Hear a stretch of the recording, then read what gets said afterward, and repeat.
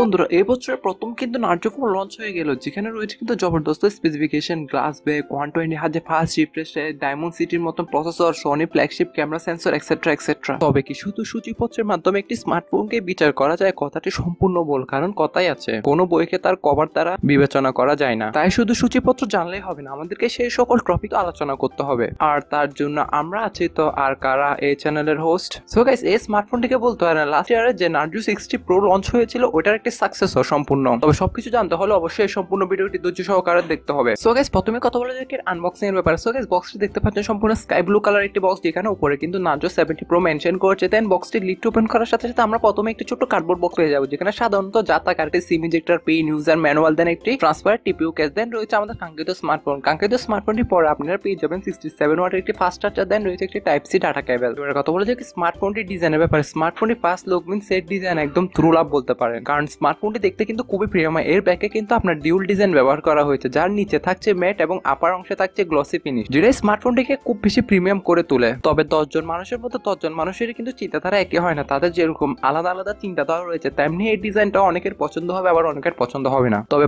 Budget অনুযায়ী personally বলবো যে স্মার্টফোনটা কিন্তু আমার কাছে ভালো লেগেছে। আর আমি যদি লাস্ট ইয়ার স্মার্টফোনটির সাথে কম্পেয়ার করি, মিন্স নার্জো 60 প্রো, ওইটাতে কিন্তু আপনার ভিগান লেদার ইউজ করা হয়েছিল, তার বদলে কিন্তু নার্জো 70 প্রোতে আসে আবার গ্লাস ব্যাক। রিয়েলমি কিন্তু এই স্মার্টফোনটি ফ্রেমে মেটাল ফিনিশ দেওয়ার চেষ্টা করেছে, তবে এখানে ফ্রেম হিসেবে থাকছে আপনার প্লাস্টিক। 7.97 মিলিমিটার থিকনেসের সাথে আসে এই স্মার্টফোনটি রাইট হ্যান্ড সাইডে আসলে আপনারা পাবেন volume rocker, then power on button. আর বটমে আসলে আপনারা পাবেন SIM ejector tray, primary microphone, type C slot, then রয়েছে স্পিকার। আর এখানে আপনি কিন্তু হাইব্রিড সিম স্লট পেয়ে যাবেন, যেখানে দুটি সিম অথবা একটি সিম অথবা একটি মেমোরি কার্ড ইউজ করতে পারবেন। আর টপ আসলে আপনারা পাচ্ছেন সেকেন্ডারি নয়েজ ক্যালকুলেশন মিক স্পিকার, দেন 3.5mm হেডফোন জ্যাক। এক কথা আপনারা এখানে কিন্তু ডিউল স্টিরিও স্পিকার পাচ্ছেন, তার সাথেও কিন্তু 3.5mm হেডফোন জ্যাকের সুবিধাও পাচ্ছেন। আর রাইট হ্যান্ড সাইড সম্পূর্ণ প্লেন রাখা হয়েছে। পোর্টস এন্ড বাটন নিয়ে বললে কিন্তু অল ওভার সব রকম পোর্টস এন্ড বাটন তারা দিয়ে দিয়েছে। এই সব কিছুর সাথে আসে কিন্তু স্মার্টফোনটির ওজন করা হয়েছে আবার আপনার 200 গ্রাম। অল ওভার এই কম্বোতে যেহেতু একটি গ্লাস ব্যাগের সাথে আসে, মিন্স এই স্মার্টফোনটির ব্যাগে যেহেতু গ্লাস ব্যবহার করা হয়েছে, তাই স্ক্র্যাচ পড়ার সম্ভাবনা থাকে, তাই আপনার এখানে কেস ইউজ করা আবশ্যক হয়ে পড়বে। এবারে কত বলা যায় স্মার্টফোনটির ডিসপ্লে ব্যাপারে। স্মার্টফোনটি ফোন আসলে আপনি 6.7 ইঞ্চির 120 হার্জের একটি অ্যামোলেড ডিসপ্লে পাবেন, যেখানে রয়েছেন 2000 নিটস এর পিক ব্রাইটনেস। আর প্রোটেকশন হিসেবে থাকছে এসআই গ্লাস ডিটিএস স্টার 2। তবে গাইস, নার্জো 60 প্রোতে কিন্তু তারা কার্ভ ডিসপ্লে ইউজ করে হয়েছিল, এখানে এসে সম্পূর্ণ তার ভিন্ন। এখানে কিন্তু সম্পূর্ণ একটি ফ্ল্যাট ডিসপ্লে ইউজ করা হয়েছে।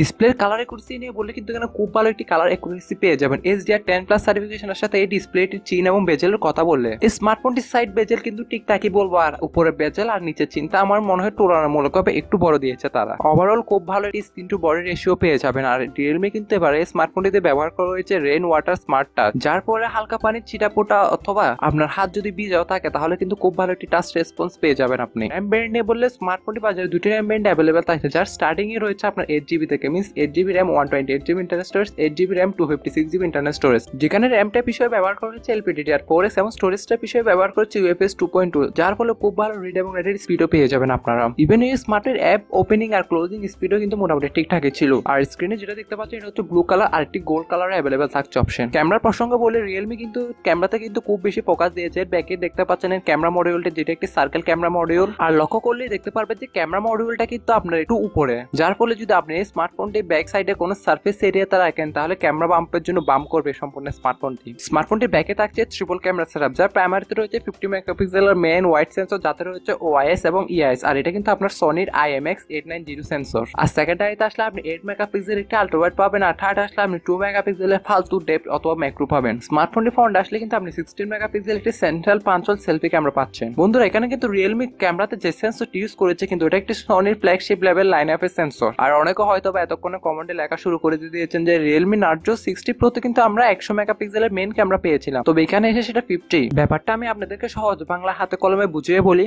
আসলে একটি ক্যামেরার মেগাপিক্সেল থেকে বড় কথা হচ্ছে এখানে কোন সেন্সরটি ইউজ করেছে, দেন এর অপটিমাইজেশন এবং ফ্ল্যাগশিপ সেন্সর যে স্মার্টফোনে থাকবে সেই স্মার্টফোনটির কিন্তু ক্যামেরা কোয়ালিটি তত ভালো, মিন্স পিকচার কোয়ালিটি। আর রিয়েলমি এবার সম্পূর্ণ কথাটি মাথায় রেখেছে, তারা এই স্মার্টফোনটিতে কিন্তু মেগাপিক্সেল কমিয়ে খুব ভালো একটি সেন্সর ইউজ করেছে। আর আমার মতে অন দিস প্রাইস রেঞ্জ এই স্মার্টফোনের camera quality one of the best হতে যাচ্ছে। আর ব্যাক ক্যামেরা দ্বারা আপনি সর্বোচ্চ 4K তে 30 fps এর ভিডিওগুলো শুট করতে পারবেন। আর কিছু ক্যামেরা স্যাম্পল তো আপনি অবশ্যই স্ক্রিনে দেখতে পারবেন।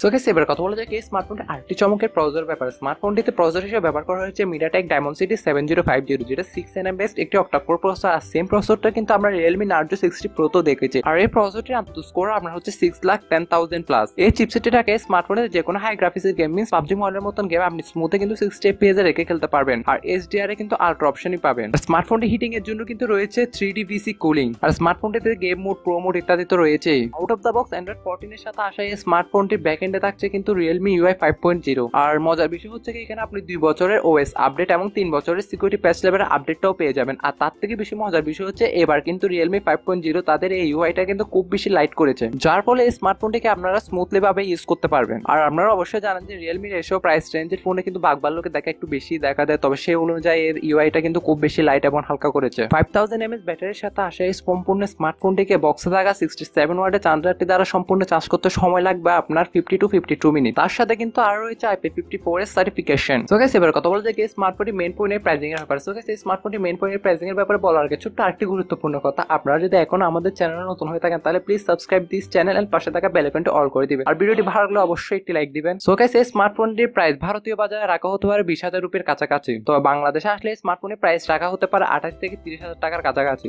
আর এই স্মার্টফোনটি আপনি বসুন্ধরা সিটি শপিং মল অথবা যমুনা ফিউচার পার্কের বেস ভেরিয়েন্টটি পেয়ে যাবেন। তবে আরেকটি ভাবার বিষয় হচ্ছে কিন্তু এই প্রাইস পয়েন্টে কিন্তু আমরা Realme Narzo 60 Pro পাচ্ছি, যেখানে কিন্তু আপনার কার্ভ অ্যামোলেড ডিসপ্লে ব্যবহার করা হয়েছে, যার ফলে এই প্রাইস রেঞ্জে বেশিরভাগ মানুষই কিন্তু Realme Narzo 60 Pro দিকে গিয়ে ঝুঁকবে। তবে এর ফলে কিন্তু এর আশা করা যাচ্ছে যে এই স্মার্টফোনটি মিনস Realme Narzo 70 Pro এই স্মার্টফোনটি প্রাইস আগামীতে আরেকটু কমতে পারে। যদি এই স্মার্টফোনটিকে আমরা বাংলাদেশের বাজারে 24 থেকে 25,000 টাকার মধ্যে দেখতে পারি তাহলে এই স্মার্টফোনটি মুড়ের মতন বিক্রি হবে, কারণ এই প্রাইস রেঞ্জে আসা অন্য কোনো স্মার্টফোনে এত কিছু স্পেসিফিকেশন অফার করছে না। তবে ওভারঅল আপনাদের কি মত সেটা অবশ্যই আমাকে কমেন্ট করে জানাবেন। তো গাইস আজকে ভিডিও এই পর্যন্ত, আশা করি সবার ভালো লেগেছে। সবাই ভালো থাকবেন, সুস্থ থাকবেন, টেক কেয়ার, আল্লাহ হাফেজ, আসসালামু আলাইকুম।